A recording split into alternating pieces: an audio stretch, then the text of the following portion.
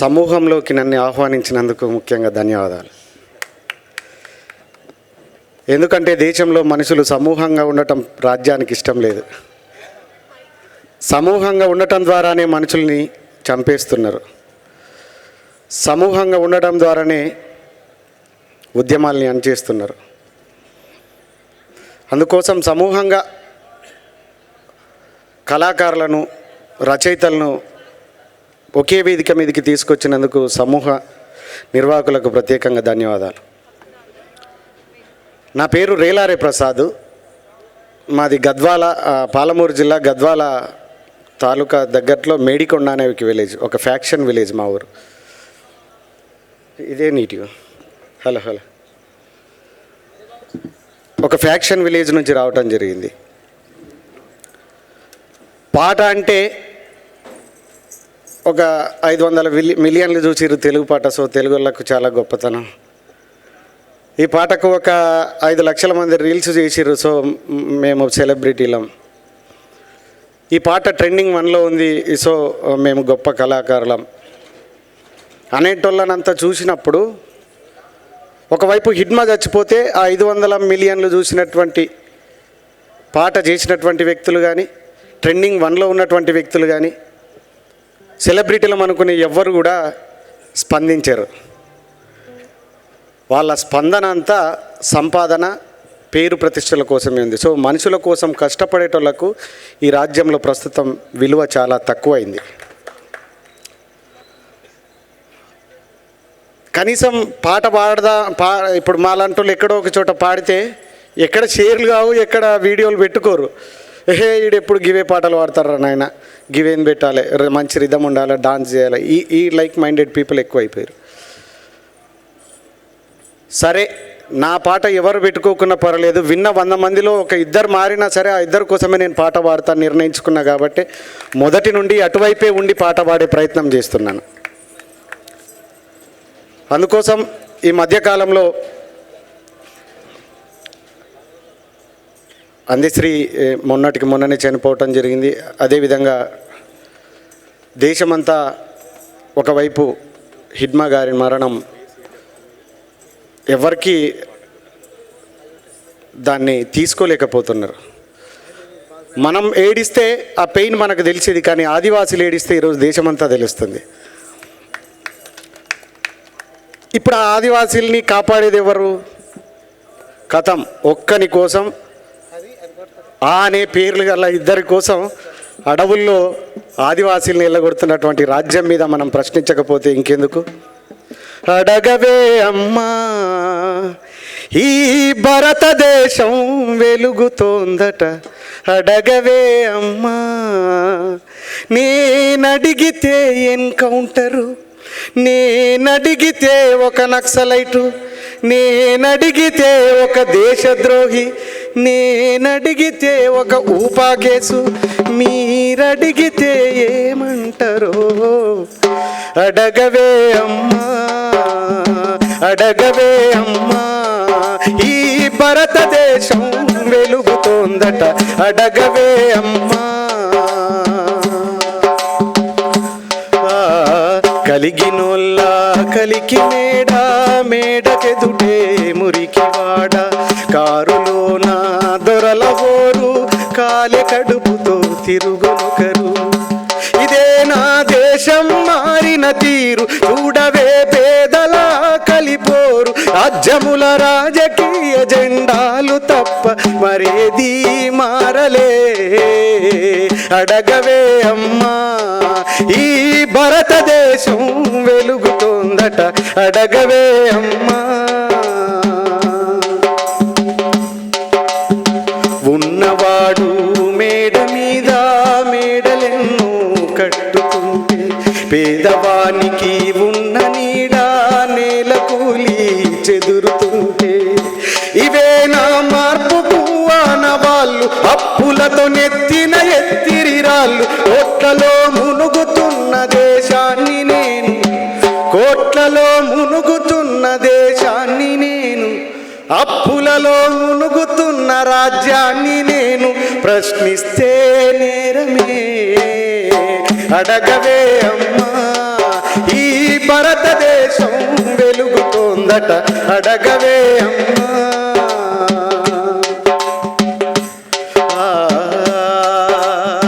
కర్మగాలి వ్యాధులొస్తే కర్మకాండే గగనమాయే, మధ్యతరగతి మనిషి బతుకు దవాఖానలు దహనమాయే.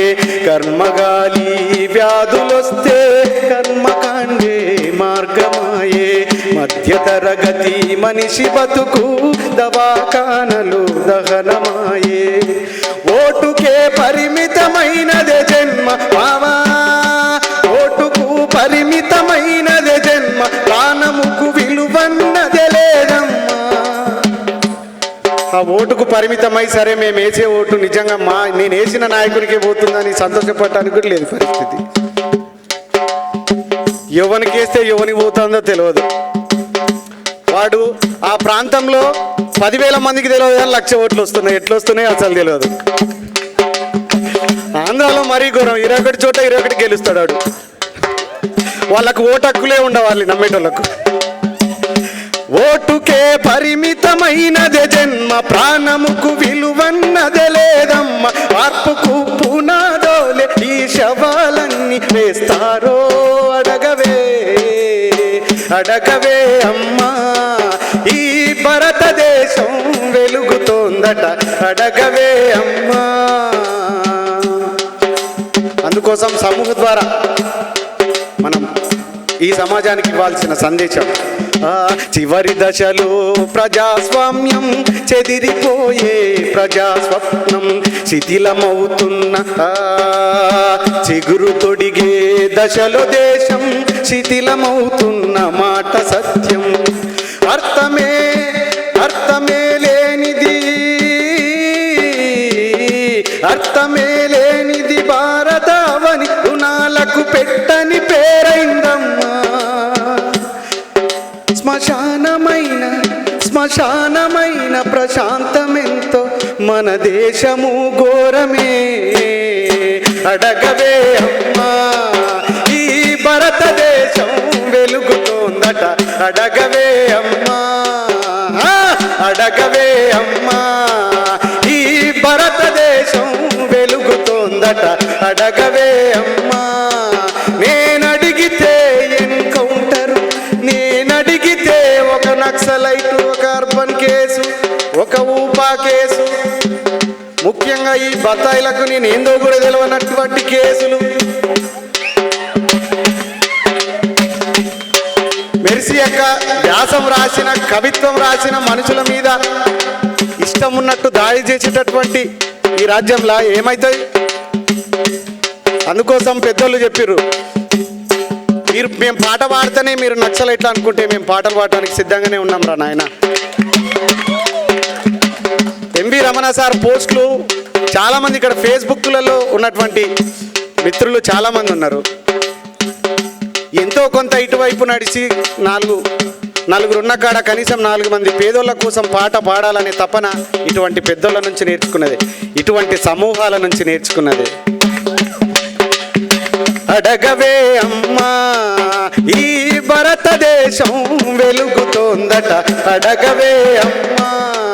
నేనడిగితే ఎన్కౌంటరు, నేనడిగితే ఎన్కౌంటరు, మీరడిగితే ఏమంటారు అడగవే అమ్మా. ఈ భారతదేశం వెలుగుతోందట. ఓ భారతమ్మ నువ్వన్నడుగు, ఓ తెలంగాణ తల్లి నువ్వన్నడుగు, ఓ తెలుగు తల్లి నువ్వన్నడుగు, అడివమ్మ నువ్వన్నడుగు, కనీసం నిన్ను దోసుకోవటానికే వస్తారు. ఈ నేనడిగితే ఎన్కౌంటరు, నువ్వడిగితే ఏమంటారో. Thank you. ఈ పాట రాసిన రచయిత మిట్టపల్లి సురేందర్ గారిది ఈ పాట. ఇటువంటి పాటలు పాడినప్పుడు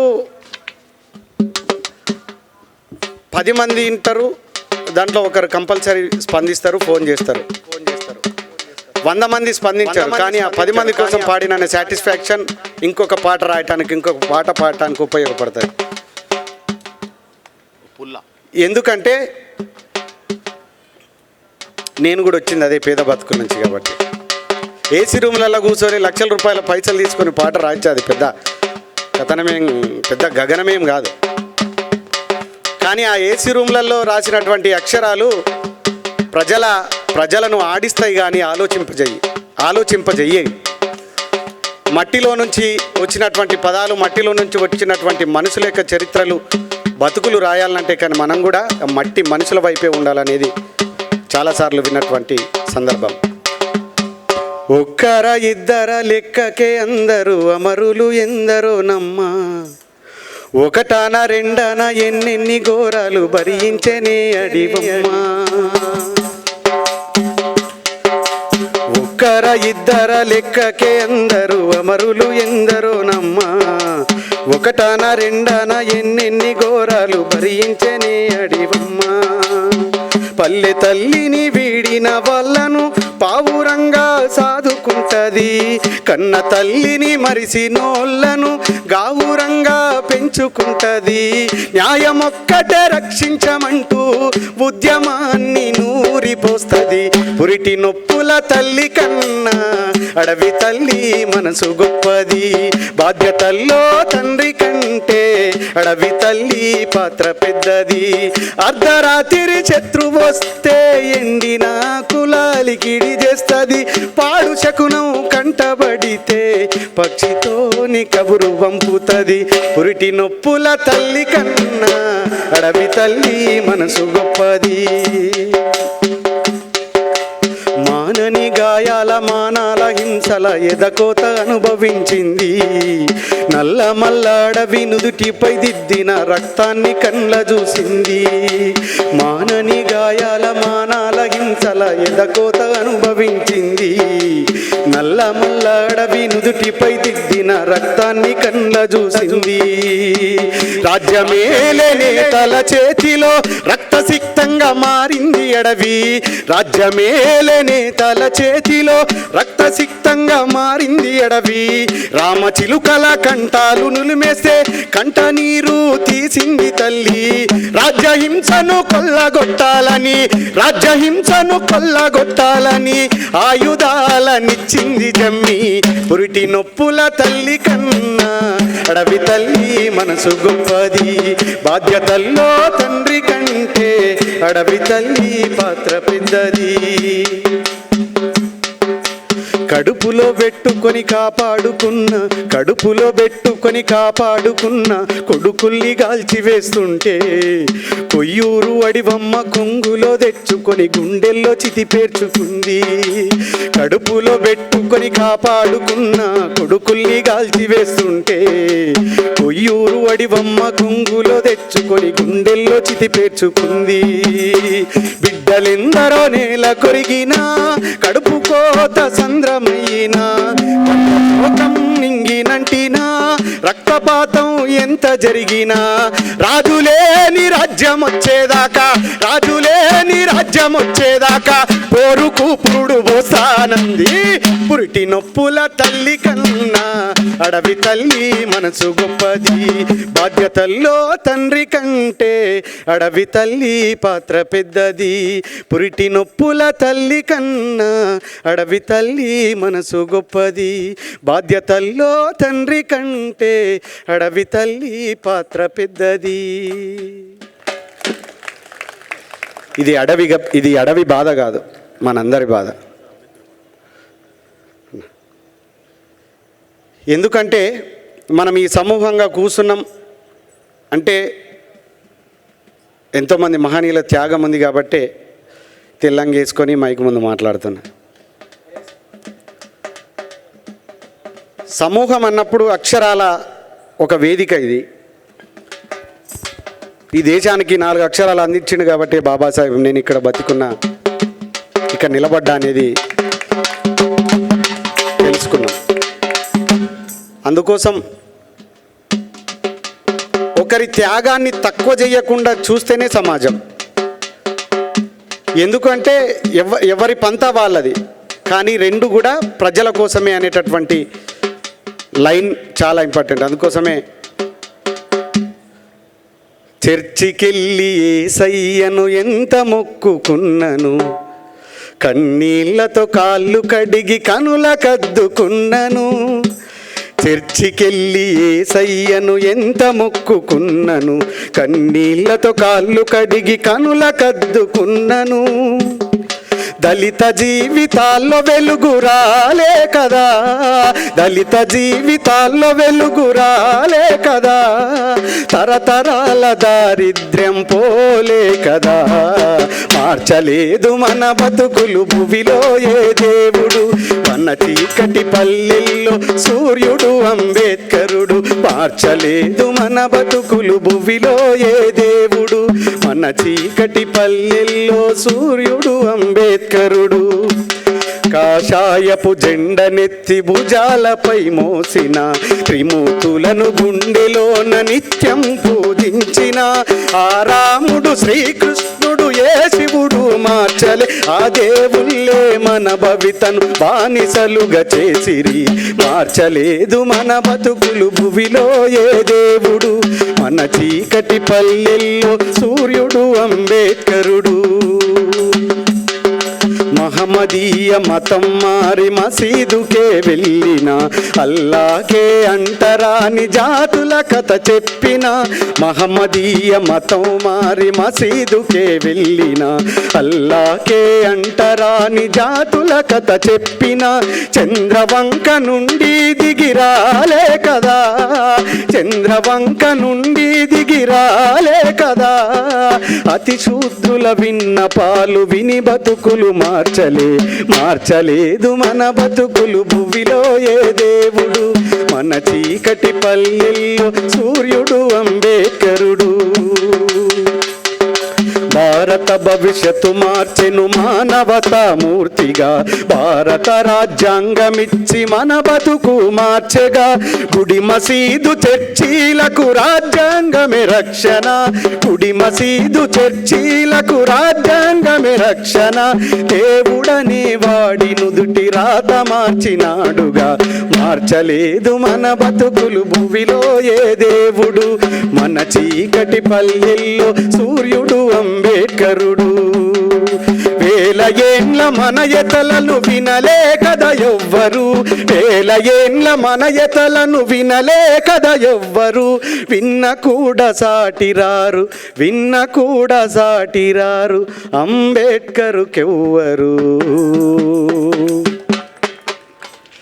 ఇది మచ్చ దేవేందర్ అన్న రాసినటువంటి పాట. యాక్చువల్లీ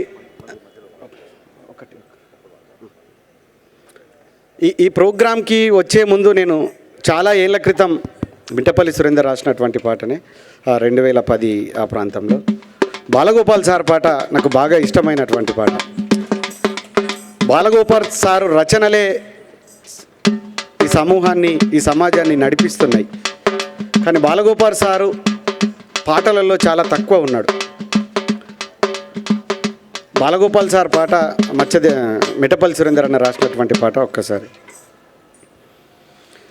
ఎలా ఎలా ఎలా ఎలా ఎలా జరిగేనే తల్లి ఇంత ఘోరము, భౌతికంగా బాలగోపాలు మరణము. ఎలా ఎలా ఎలా ఎలా ఎలా జరిగేనే తల్లి తప్పిదము, జనం గొంతు మీద దాడి చేసే కాలము. నేల మీద నిరుపేదల సూర్యుడస్తమించెనో, తను రాడని చిమ్మని చీకటి రాజ్యమేల వచ్చెనో. ఆయన ఆశయాల వ్యవసాయం విస్తరించే నేలలో, ఎలా ఎలా ఎలా ఎలా ఎలా జరిగేనే తల్లి ఇంత ఘోరము, భౌతికంగా బాలగోపాలు మరణము. బంజరు భూముల్లో తిరిగి బాధపడ్డ కాళ్ళయ, బంజారా బతుకులకు రెండు కళ్ళు బాలయ, రెండు కళ్ళు బాలయ. ఆకలని ఏ గడపలో అన్నమడుగ నోడయ, అందరి ఆకలిని తీర్చే పోరు నడిపినాడయ, పోరు నడిపి నడిపినాడయా. నెత్తి పెరుగుతున్నగాని కత్తెరకు లొంగిపోక కద్దరు చొక్క కదరుకు కత్తెర వేసినోడు ఎలా ఎలా ఎలా ఎలా ఎలా జరిగేనే తల్లి ఇంత ఘోరము. భౌతికంగా బాలగోపాలు మరణము. అక్షరమే ఆయుధమై సాయుధుడై ఇండయా. విప్లవాన్ని వినయంగా నడిపినోడు బాలయ నడిపినోడు బాలయ. అడవులలో తండాలకు ఆత్మీయుడయిండయా. మార్పు కోరి తను నడవని మార్గమంటూ లేదయా మార్గమంటూ లేదయా. కాకతీయ యూనివర్సిటీలోని ప్రొఫెసరు ప్రపంచ దోపిడి మీద పెన్నుతో పెట్టెను ఎసరు. ఎలా ఎలా ఎలా ఎలా ఎలా జరిగేనే తల్లి ఇంత ఘోరము. భౌతికంగా బాలగోపాలు మరణము. హఠాత్తుగా నీ ప్రయాణమెలాగినాదయా. సమస్యలకు ఎదురు నడిచే బాటసారి బాలయ బాటసారి బాలయ. క్షణమైన ఆగిపోని కాలానివి నీవయా. మృత్యువుకు నీ మరణం ఎలా దొరికినాదయా ఎలా దొరికినాదయా. నీ అడుగులు మోసి నేల తరించింది బాలయ నీ అడుగులు మోసి నేల తరించింది బాలయ. నిన్ను తలచి మానవాళి ఏడుస్తున్నదయా. ఎలా ఎలా ఎలా ఎలా ఎలా జరిగేనే తల్లి ఇంత ఘోరము. భౌతికంగా బాలగోపాలు మరణము. ఎలా ఎలా ఎలా ఎలా ఎలా జరిగేనే తల్లి తప్పిదము.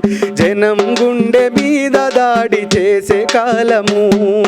నేల మీద నిరుపేదల సూర్యుడస్తమించెనో. తను రాడని చిమ్మని చీకటి రాజ్యమేల వచ్చెనో. ఆయన ఆశయాల వ్యవసాయం విస్తరించే నేలలో. ఎలా ఎలా ఎలా ఎలా ఎలా జరిగేనే తల్లి ఇంత ఘోరము. భౌతికంగా బాల గోపాలు మరణము. జోహార్ బాలగోపాల్ సార్. కొనసాగిద్దాం బాలగోపాల్ సార్ ఆశయాలను. Okay, thank you.